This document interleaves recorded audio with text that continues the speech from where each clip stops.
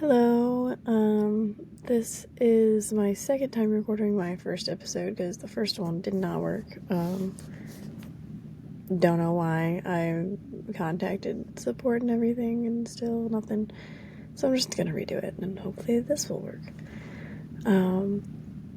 I look super silly with my little visor thing on because these phone booths have really nasty fluorescent overhead lighting. And fun fact about me, I'm very hypersensitive to everything.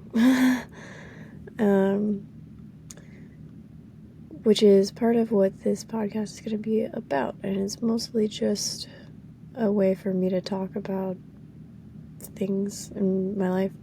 I do have a therapist, but this is kind of my way to just talk about things and maybe find other people who can relate. So yeah, a little bit about myself. This is going to be the introduction, and it's going to be a hot mess because that's just me. That's how I communicate. Very awkward. Recently, I was diagnosed with, clinically with EDS, which is a negative tissue disorder, which would explain why I've been in pain for my whole life. But I was able to get genetic testing done to rule out, it all came back negative, which means I either have HEDS, which can't be tested with genetic testing, or something else like fibromyalgia. So I still have to make an appointment with a rheumatologist to confirm that. So many doctors. And I'm also almost completed with my autism assessment. I am nervous that I won't get the diagnosis, even though I've gone over the criteria and I've done all of the things to make sure that this was the thing. I just can't get a read on my evaluator.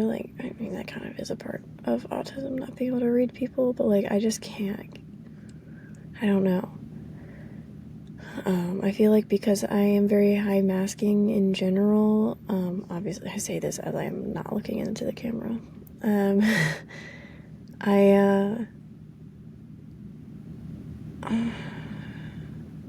I just feel like, I don't know, maybe I'm not gonna get the diagnosis, and then I'm gonna second guess all of these things that I've been discovering about myself. But I keep trying to tell myself, no matter what happens, I know that I have all of these things, and even if I don't have the diagnosis, it doesn't change those things about me. But it's still hard. I am 25, so it's been a long time in the making getting an evaluation in general.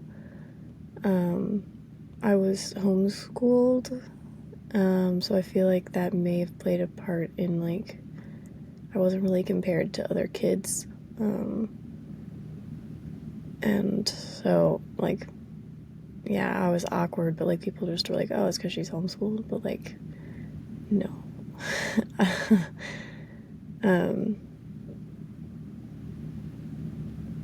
Yeah, I lose my train of thought. Well, not really.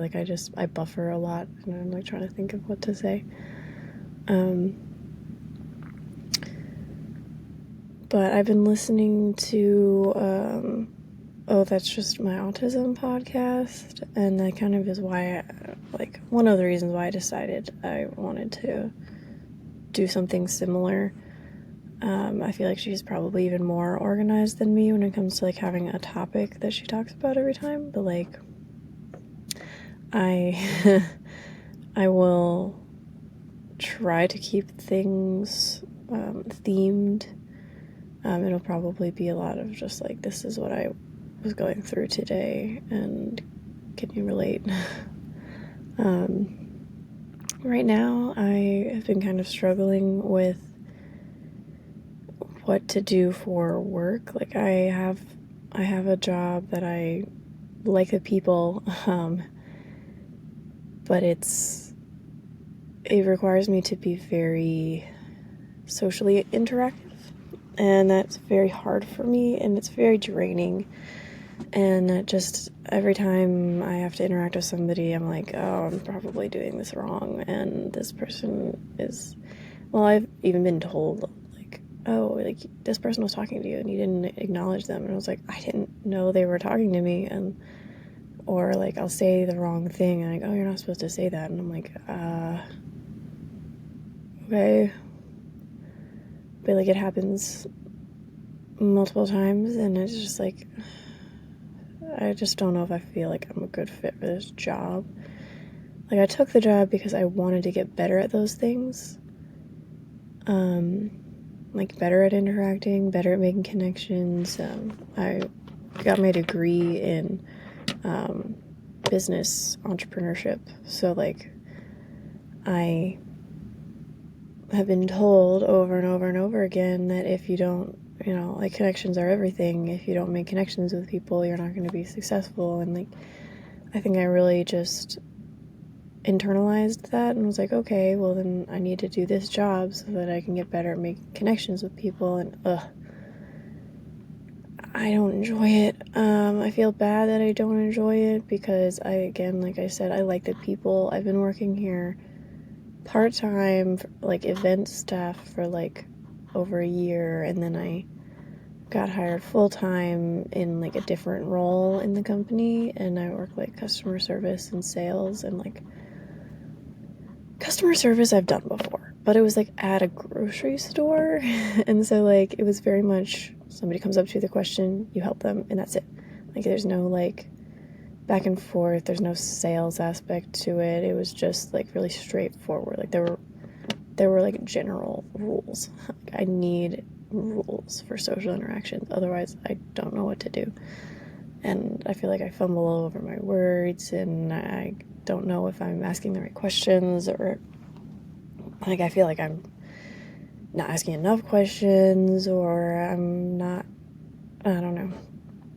And that's kind of why I wanted this job. It was like, oh, maybe I can just learn those things. And not saying that I can't. I don't feel like I can't learn them, but it's exhausting. And I've already burnt out a few times because of either working too much or working a job with really toxic people that I just couldn't. It was killing me to be around the gossip and the hatred. It was just horrible. So that's why I really wanted to work here, is like the people are really nice and genuine, and there's a very small team, small business. I thought like, oh, okay, I can handle that. I'm seeing the same people every day. I don't have to like get to know like 30 people on a team. Like maybe that would be better for me, and I like helping people, so like customer service, good, I can do that. It's a very less formal customer service relationship. Like the people are members, so like they're here all the time, or so like I see them more often, but like there's so many of them, I don't remember their names most of the time, and that's like a huge part of the role, is remembering people's names. And I try. I don't know how to make my brain remember people's names. So like it is really hard for me. But I don't know, I have physical limitations, and I had really struggled with that in the past at my other jobs. I was a baker for a little while, and I absolutely loved it, except for the fact that I kept breaking myself. Not literally, I wasn't like breaking bones or anything, but like I would just pull things out of place or knock things out of place with my spine, and just be in so much pain all the time, having to go to my doctor and get things put back. It was just, I couldn't do it. And before that, I had worked in produce at the grocery store as well, because I like to learn, so I worked in every department there. But like I enjoyed that too. I didn't really have to interact with that many people because it was just me in the department usually, and I was just, cleaning vegetables. And I absolutely love food. Food is one of my special interests. I watch so many food shows and documentaries and food science infographics, all the things. I love food and food science and learning about agriculture and all of that. So like working in produce was fun. I got to, learn about new vegetables that I hadn't really had much experience with, and but there's 50-pound boxes of potatoes and onions that you have to deal with, and I physically can't do that either. So it was really, really tough on me. I kept hurting myself. So that's another reason why I took this job, was like, okay, this is a really like not labor intensive job, so I can physically do this job. But I'm realizing that like it's still really hard on me. Like I'm still exhausted. Different exhausted, but like I am mentally exhausted. I've been struggling with a lot of like overstimulation and overwhelm, and I have some introception problems where like I can't really tell what's going on until it's like a really big deal. So like I'll be like, oh yeah, I'm fine, and then I'm like, oh, I'm not fine, like I'm really not fine. And it's just, I feel bad. I've missed work for so many doctor's appointments. They have a flexible like schedule, like time off thing, so it's not like nobody's gotten like mad at me per se for having to do that. It's just like I feel bad because I know that I'm the only one that's taking off this much time.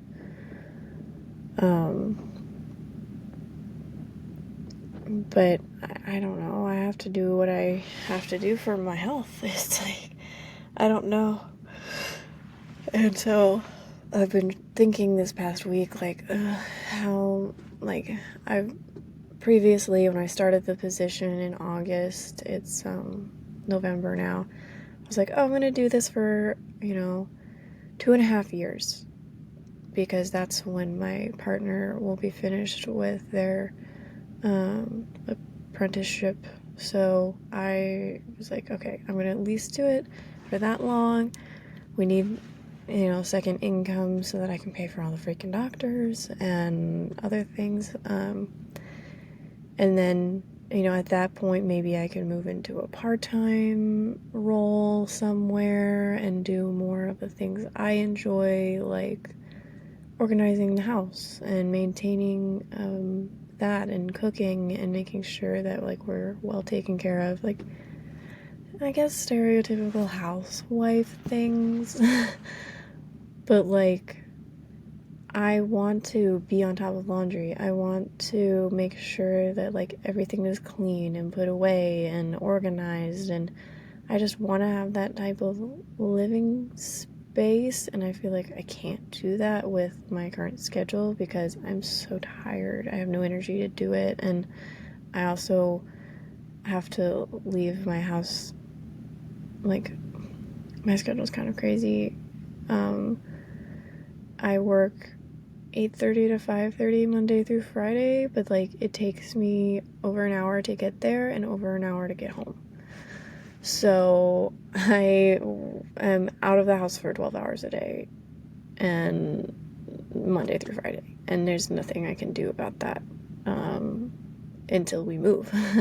And I would like to move. I personally do not make enough money to live on my own, so like part of that is also stressful for me because it's like, oh, I feel bad being dependent on someone. but they don't feel that way, so it's fine. Like, I just need to reassure myself that, like, it's good to have someone and we both depend on each other for different things. But, like, I don't know. I'm really struggling with, what do I do? Do I stay at this job that is really time consuming and is, like, relatively mediocre compensation wise for the area I live in? If I lived in a lower cost of living area, the compensation would be totally fine. It's just this area is extremely expensive to live in, and so, you know, the compensation really doesn't match that. Thankfully my partner gets paid better than me, so it's like it works out. We have enough to be able to move out. It's just our schedules are so busy, it's hard to figure out when to go on tours and when are we gonna actually be able to see a place. And then I have some anxiety from when I went away to college of, like, it didn't go well at all. Me being alone in an unfamiliar place, and I got really sick and had to come home after a semester, and it was really bad. But, like, I know this is different. Like, I'm not going that far from where I live now. It would only be, like, 45 minutes away. And then I'm familiar with the area, and I'd be with someone. I wouldn't be alone. So I know that, like, all those things are different. But, like, that's my only experience moving that I can remember. So it's hard not to have some of those fears. But I don't know, I'm like, maybe if I lived closer, then, like, I'd have a little more time in the morning to be able to make sure everything is, like, set for the day. And then, like, I would also be able to maybe get home a little earlier and we'd be able to eat dinner at a decent time. And, you know, maybe I'd actually have time to exercise in the morning, because I feel like I don't have time to do multiple things. It's like, either I get up in the morning and I shower, or I get up in the morning and I do yoga, or I get up in the morning and I, you know, do this. I would like to be able to do this, but, like, I really need to be able to do all those things in a day or every other day. So I don't really know. I'm still figuring a lot of things out. I try not to get discouraged with myself, thinking, like, oh, when I was 16, I thought I'd be a whole lot further along in life. Well, yeah, I was 16. Like, I didn't know anything about what real life was like. So, yeah. But anyways, this podcast is basically a way for me to verbally process, because I feel like I need to say things in order to hear them back and, like, slow my thoughts down enough to process them. I don't know if anybody else is like that. I'm sure there are. I will link my information in the show notes. Again, this is my first time doing this, so bear with me. It's going to be rough. But I hope that I can find some people who relate, but also just, like, even if nobody listens to this, I feel like I will learn more about myself. So, I mean, that's always a good thing. Yeah, I'm sure a lot of people can relate to this, and I'm also sure that not very many people are going to listen to this, so that's fine. But if you are, awesome, and I hope that you get something out of this. I will be back on sporadically. I'm not really gonna make a schedule for this, even though I love schedules.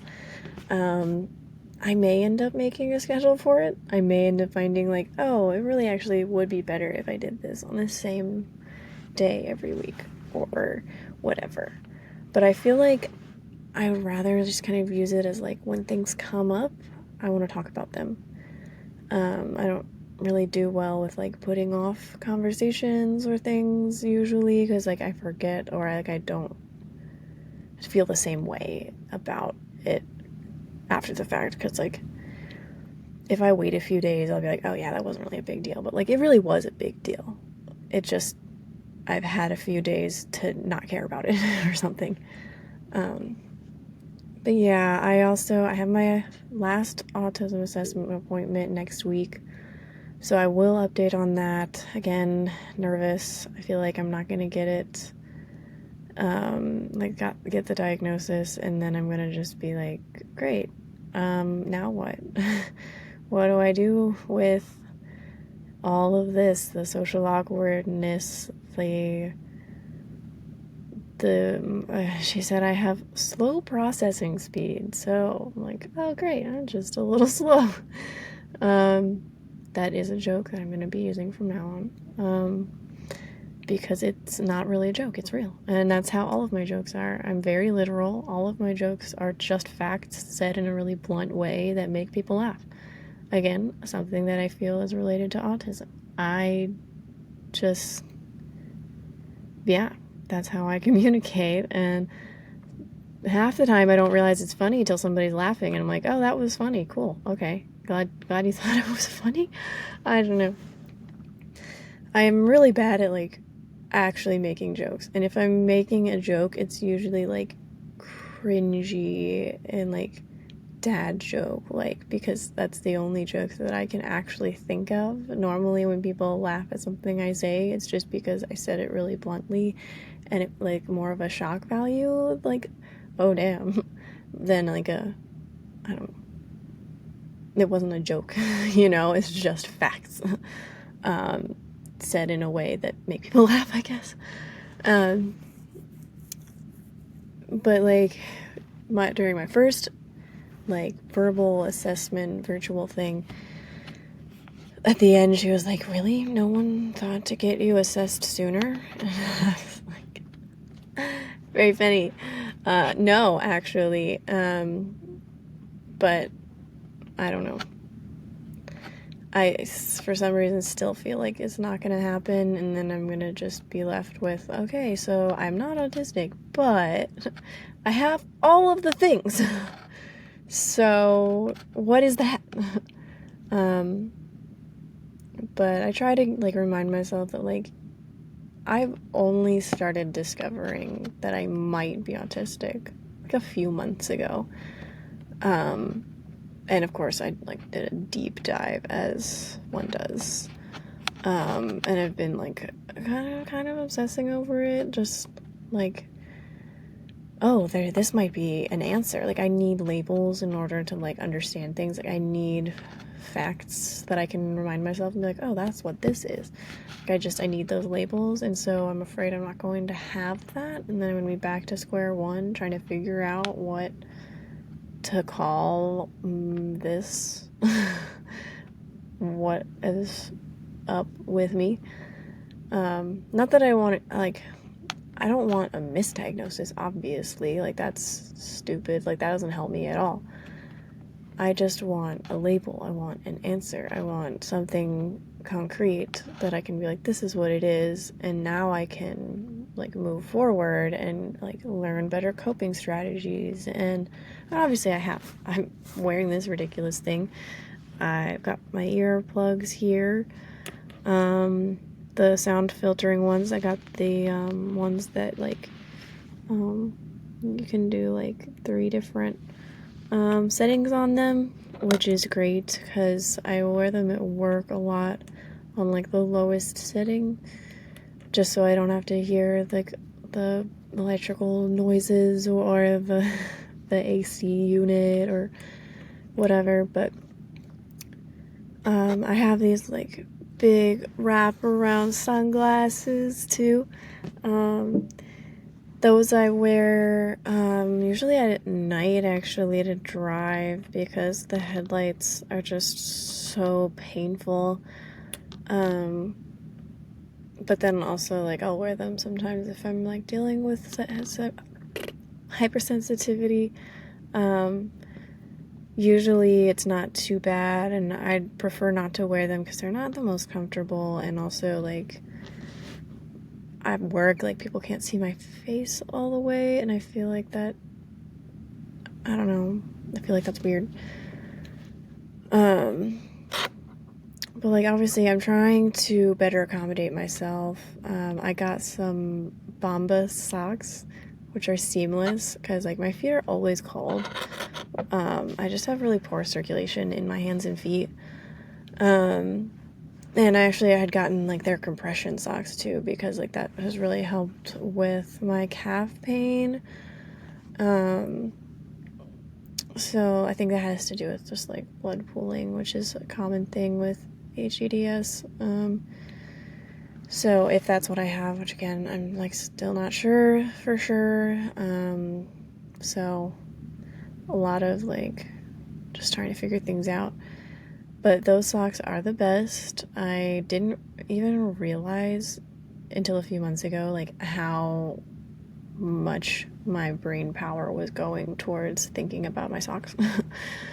Because I was originally, when I was, like, looking at autism things, and people were like, oh, like, can you wear socks? And, like, that's the one of the, like, it's not even a criteria, but, like, that's what people say, is like, oh, well, if you can't wear socks, then, like, then you're autistic. But, like, I have to wear socks. My feet are always, like, ice cubes. Like, I don't know, like, I can't not wear socks. They're frozen. But I didn't realize how much brain power was going to feeling the seams in my socks. And I didn't realize how, like, disruptive it really was. Until I decided to start flipping my socks inside out. And I was like, oh, this is better. I like this. And then I was like, I want to find seamless socks. Found them, tried them out, and was like, these are the best things ever. I know they're expensive, but, like, yes, I need more of those. Christmas presents. I'm definitely putting that on my registry, which is probably an autism related thing as well, that I made a registry for my gifts this year, because everyone's always like, oh, what do you want? And I'm like, I don't know. No idea. And then I'm always like, oh, well, if I tell you what I want, and then I tell the same thing to somebody else, and, like, I don't know, like, are they gonna get me the same thing? I don't want two of the same thing, depending on what it is. Like, I don't need two of the same thing. So I'm just like, I just made a registry. And that way people can see somebody else already bought it, and I put priority levels on there too. Like, this is a level 1 priority, this is a level 3 priority. Like, I only did 1 through 3, but, like, that way people know, like, this is what I really, really want, and this is, like, I still want it, but, like, not as much as the other things. Yeah, I know, that sounds probably ridiculous, but, like, it made me feel good, and it still does, so I'm gonna do it. But, like, yeah, I feel like no matter what happens with the diagnosis, I'm still, like, definitely neurodivergent, and I can still use that as a label for myself for now. And I can still, like, accommodate myself without it. It does make me a little nervous, like, if I were to try to find a different job, because this job is really accommodating this stuff so far, like, allowing me to accommodate myself. But I'm, like, a little bit nervous that, like, if I were to go try to get a different job, would they be the same? But I'm also really straightforward, and I feel like I'd go into the interview being like, here, I have this. So, you know, like, these are the things that I need to be able to do in some capacity at some points, not all the time, but, like, I will need these things, and if that's not okay, then I'm not a good fit for this position, which I did with this job.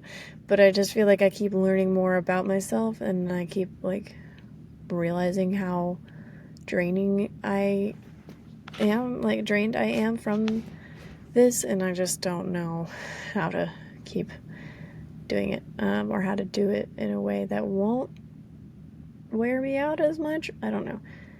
I have issues with fatigue anyways, which may be more the EDS related. I don't know. Again, I don't have any, like, I have a clinical diagnosis for the HEDS or whatever, but I don't have, like, any, like, concrete. I feel like she didn't really do an evaluation on me. It was just like oh, she said that you have this and your physical therapist thinks you have this, so I'll just write it in there. And I'm like, that's not really legit to me. Whatever. So same with autism. Haven't gotten the diagnosis yet. Don't know for sure. All I know is that I have these sensory processing issues, these social problems, and like not understanding social cues, and like high masking, feeling like I'm like always trying to read the person and be like whatever they want me to be, even though I have a really hard time figuring out what that is, and it's just everything's exhausting. So I don't know really what to do. I'm happy to have a full-time job. I know for a lot of autistic individuals it's really hard to even do that at all. Not saying that it hasn't been really hard on me, but like I've never been fired. So there's that. Like I try really hard, maybe too hard. Maybe that's why I'm so tired. But sorry, work people are contacting me already, and I don't start for another 15 minutes, so. But anyways, I should probably wrap up because I've been talking your guys' ear off, and it's 30 minutes long, oh my god. But yeah, now you know a lot about me, and I'm not planning on going back and like listening to these really, or anything. This is just like one shot, here's what's going on with me. Let me know if you relate and if you enjoyed. Cool. Yeah, I'm also really awkward at wrapping things up, just like Melissa. So here we go. Bye.